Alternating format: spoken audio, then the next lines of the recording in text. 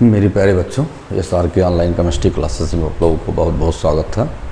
बेटा देखो, हम लोग पढ़ रहे थे जो है ऑर्गेनोसल्फर कंपाउंड। ऑर्गेनोसल्फर कंपाउंड में हम लोग थायो अल्कोहल की स्टडी कर रहे थे, सेम एज। अब उसी में अगला टॉपिक अकॉर्डिंग टू सिलेबस हम लोग बात करते हैं। तो अगला टॉपिक हमें देखना है कि थायो ईथर क्या है। बेटा हम लोगों को बात करना है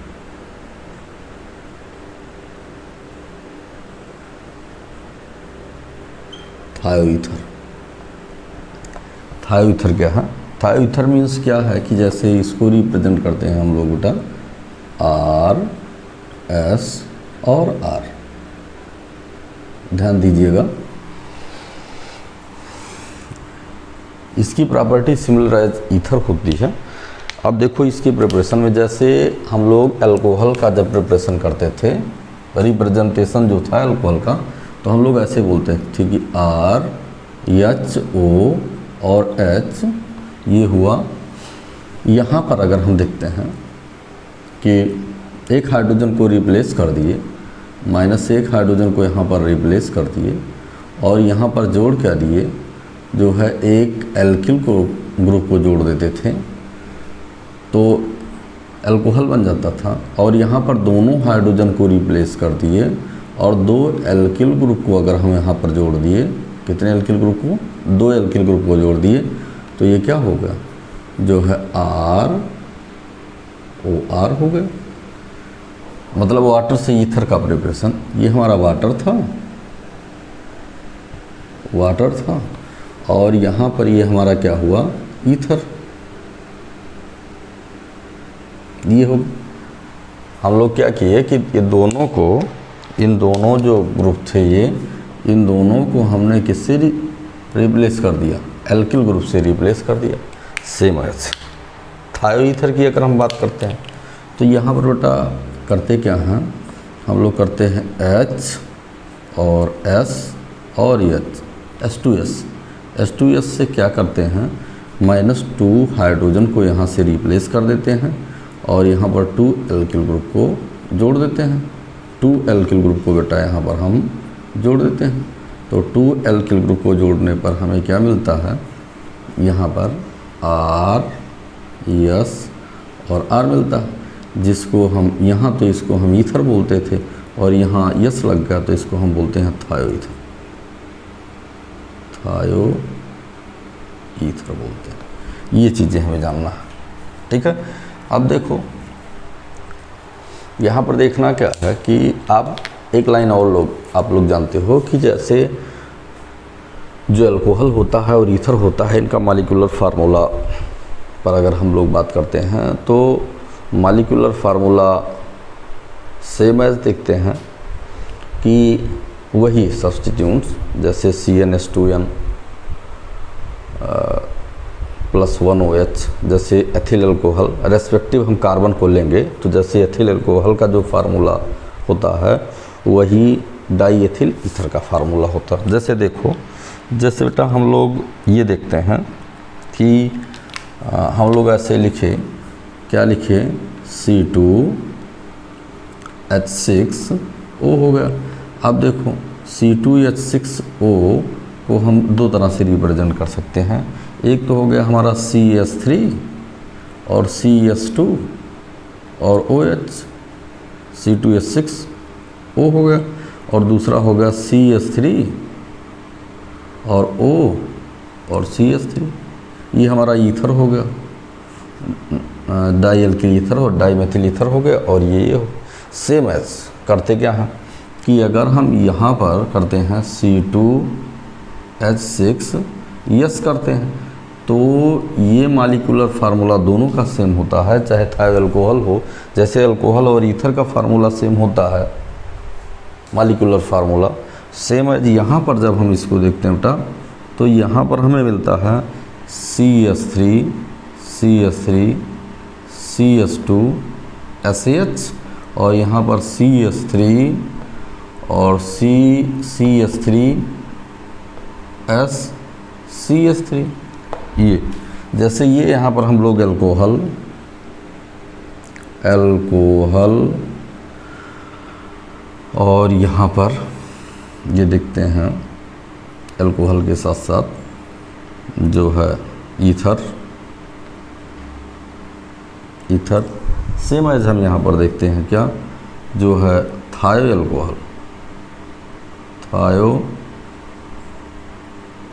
एल्कोहल, और यहाँ पर क्या बोलते हैं, थायो ईथर।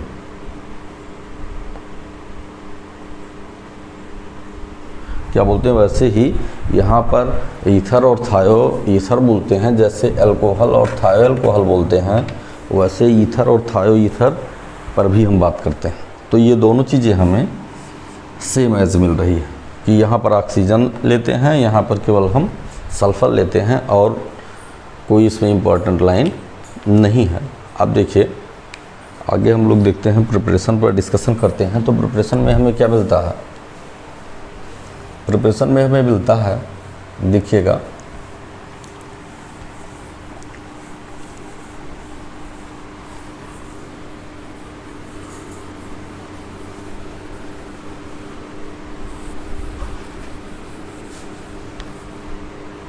देखिएगा जो है, अब हम लोग बात करते हैं preparation of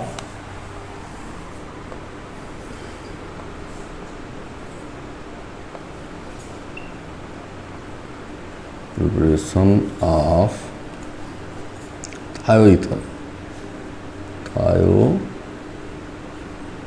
ether,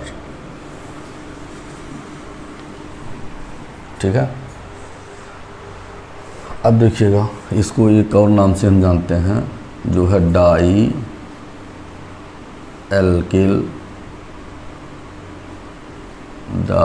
alkyl sulphide, इसको इस नाम से भी जानते हैं।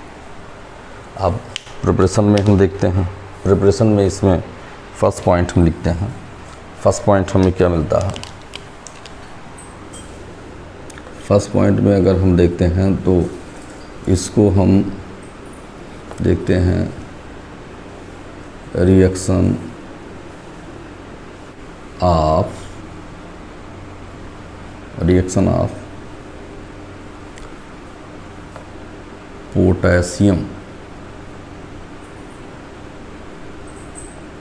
पोटेशियम सल्फाइड विथ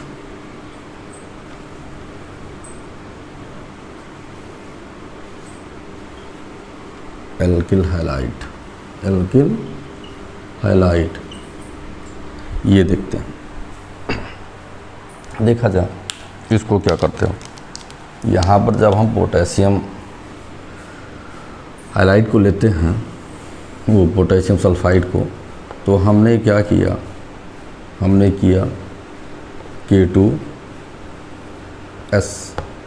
एक्चुअल में ये होता है 2K प्लस और S माइनस माइनस, ठीक है।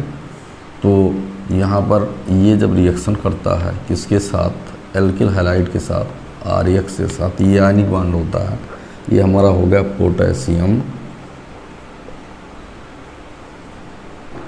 पोटेशियम सल्फाइड, और ये हमारा हो गया एल्किल हैलाइड। ये दोनों जब आपस में रिएक्शन करते हैं तो हमें मिलता क्या है, हमें मिलता है R। अब देखिए KX यहाँ से निकल गया, तो माइनस KX को हमने यहाँ से निकाल दिया, और यहाँ पर फिर लग गया जो है यस, ठीक, और माइनस और K प्लस, ये हो गया, और ये KX से निकल गया। फर्दर फिर हम क्या करते हैं, हमने क्या किया, R डैश EX से रिएक्शन करा दिया, तो ये क्या हो गया, R यस R डैश, और माइनस KX फर्दर यहाँ से निकल गया। मीन्स क्या हुआ कि ये दोनों रिएक्शन किए, ये क्या हुआ, ये हो गया जो है पोटेशियम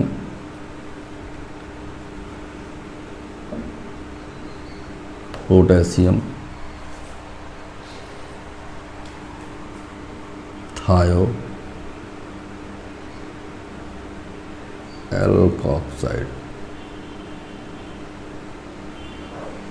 ठीक है, पोटेशियम थायोएल्कोक्साइड, और ये डाई एल्किल थायो ईथर। तो ये बेटा लिख लीजिएगा। तो डाई एल्किल थायो ईथर, इसका मतलब थायो ईथर का प्रिपरेशन। अब देखो दूसरा रिएक्शन है, दूसरे रिएक्शन में हम देखते हैं सेकंड रिएक्शन। ये क्या है? ये है बाई हीटिंग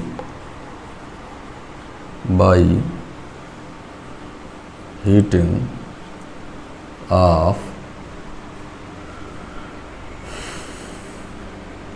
ईथर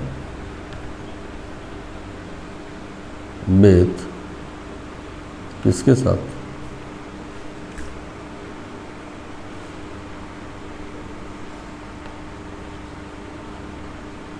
ऐसे लिख देते हैं, ईथर विथ P2S5, इसके साथ इसको हीट कर देते हैं ईथर को, तो भी हमें ये मिलता है। देखो कैसे, जैसे हमने किया 5 है तो 5 यहाँ से पहले कर दें, R ले लिए, प्लस P2S5 ले लिए, इन दोनों को हीट कर दिए, तो हमें क्या मिला? 5R हुआ और प्लस क्या हुआ? आगे बढ़े, आगे बढ़ने पर हमें क्या मिल गया? P2O5 phosphorus pentoxide. तो ये हमारा हो गया ईथर और ये फास्फोरस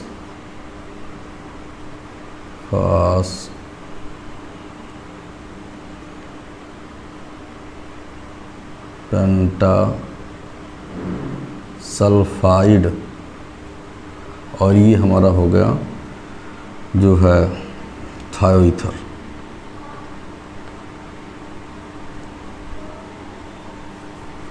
और ये हो गया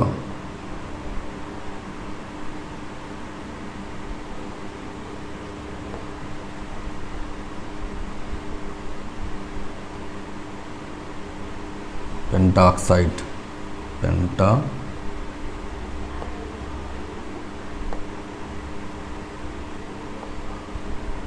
फास्फोरस पेंटॉक्साइड। ये इसका मतलब क्या हुआ कि यहाँ ऑक्सीजन के दौरान सल्फ़र, यहाँ पर देखते हैं सल्फ़र के द्वारा ऑक्सीजन यहाँ पर रिप्लेस कर दिया गया और ये थायोईथर फॉर्म हो गया। इसको भी लिख लीजिएगा। तो फिर हम लोग आज विलियमसन सिंथेसिस हम लोग पढ़ते थे। तो विलियमसन सिंथेसिस में देखो, उसको भी हम यहाँ देखते हैं। सेम एज SN2 का एग्जाम्पल है, SN2 रिएक्शन का एक एग्जाम्पल है। वो एग्जाम्पल क्या है देखो,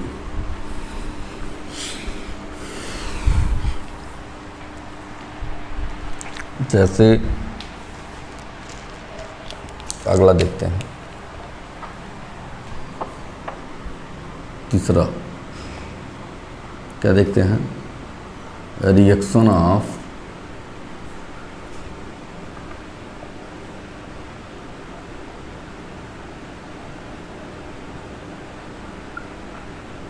पोटेशियम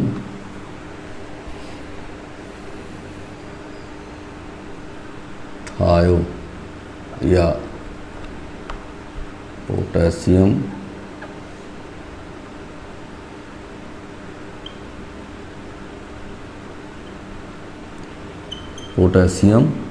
मरकैप्टाइड विथ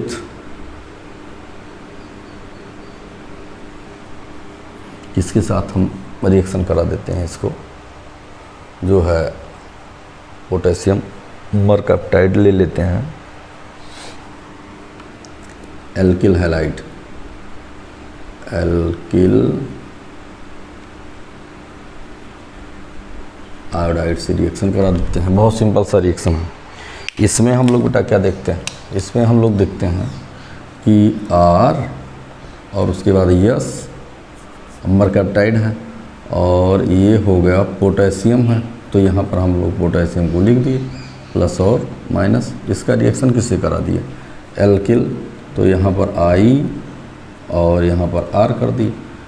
आगे बढ़े, ये SN2 का एग्जाम्पल है, SN2 रिएक्शन का एग्जाम्पल है, तो यहाँ पर हो गया R, यस और R हो गया और प्लस क्या हुआ, पोटेशियम आयोडाइड बाहर हो गया। तो ये यहाँ पर हमारा क्या था, ये हमारा है पोटेशियम मरकैप्टाइड,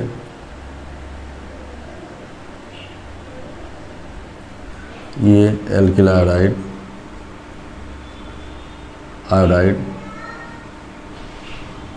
और ये हमारा हो गया जो है die alkyl थायोईथर।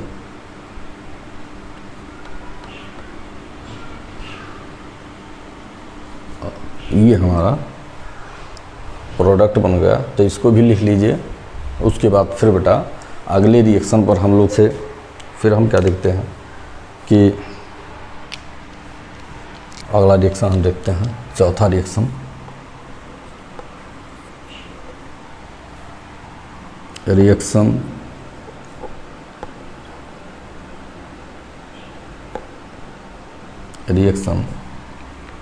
between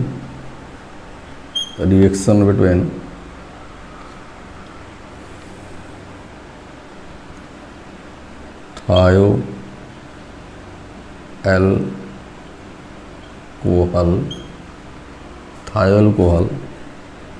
and alkene।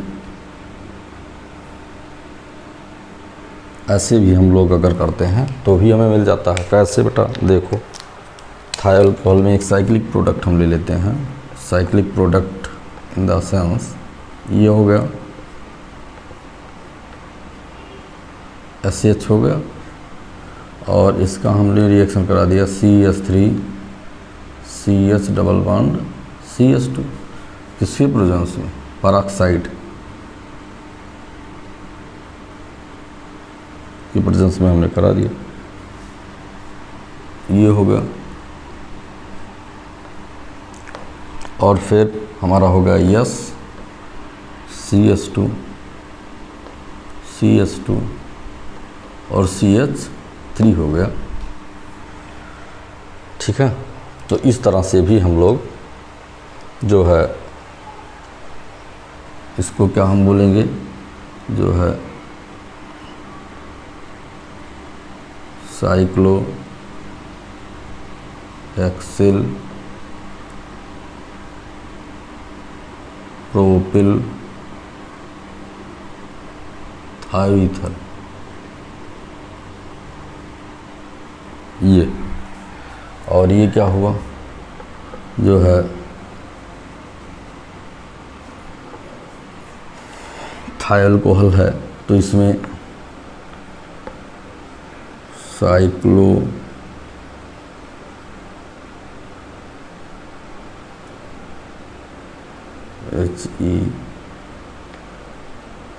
Cyclohexyl थायो एल्कोहल, ठीक है। और ये हमारा प्रोपीन हो गया, ये भी लिख लो बेटा। फिर हम लोग आगे बढ़ते हैं, इसी क्रम में हम लोग आगे के रिएक्शन पर डिस्कशन करते हैं।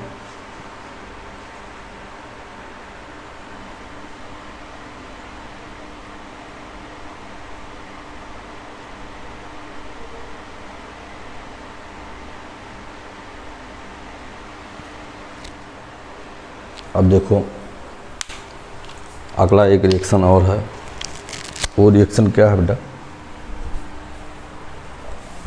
बहुत सिंपल सा रिएक्शन है। हम लोग थायोल अल्कोहल को लेते हैं, जिंक सल्फाइड और Al2O3 के प्रेजेंस में उसको हीट कर देते हैं, ठीक है। देखिएगा अगला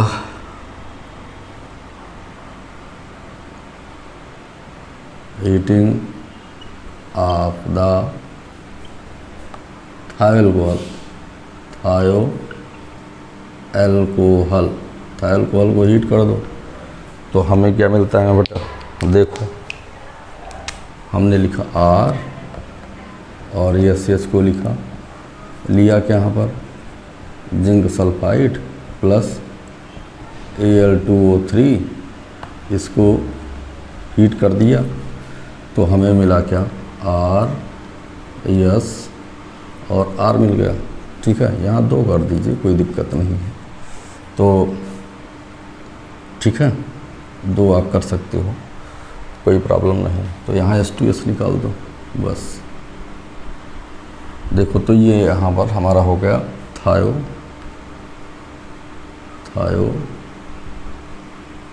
ईथर और ये हमारा हुआ थायोअल्कोहल।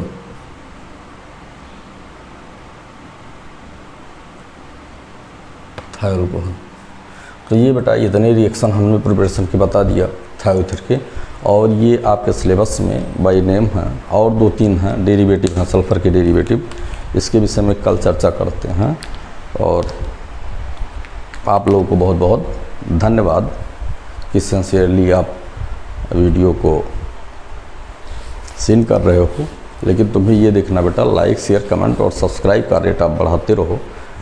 क्योंकि टीचर कर रहा है, मेहनत कर रहा है, तो आप भी मेहनत कीजिए। जो बच्चे नीडी हैं, रूरल एरियाज़ के हैं, जो इकोनॉमिकली पुअर हैं, उनके पास तक ये वीडियो ज़रूर पहुंचाइए कि कम से कम एजुकेशनल सपोर्ट हो। आपका इतना काम होना मस्ट है कि जैसे आप फ्री में सीन कर रहे हो तो उन बच्चों तक पहुंचाइए जो बच्चे कोचिंग आसानी से नहीं कर सकते हैं। और नहीं कर सकते इसलिए कि जो है इकोनॉमिकली पुअर, और जो इकोनॉमिकली पुअर हैं नहीं हैं, जो इकोनॉमिकली पुअर नहीं हैं वो रेगुलरली अपनी फ़ीस को पेमेंट करते रहें। क्योंकि उनका भी कुछ नैतिक कर्तव्य बनता है कि अगर आप सीन कर रहे हो तो आपको फ़ीस पेमेंट करना चाहिए बेटा। तो ये है कि जितने से जितने बच्चे तक पहुंचा पाइए तो कम से कम एजुकेशनल सपोर्ट कीजिए। आप भी एजुकेशनल सपोर्ट कीजिए कि कोई भी बच्चा इससे वंचित ना रह जाए। आप लोग यूथ हो तो इतना आप लोगों को करना चाहिए बेटा। ठीक है, तो फर्दर थैंक यू एवरीबॉडी।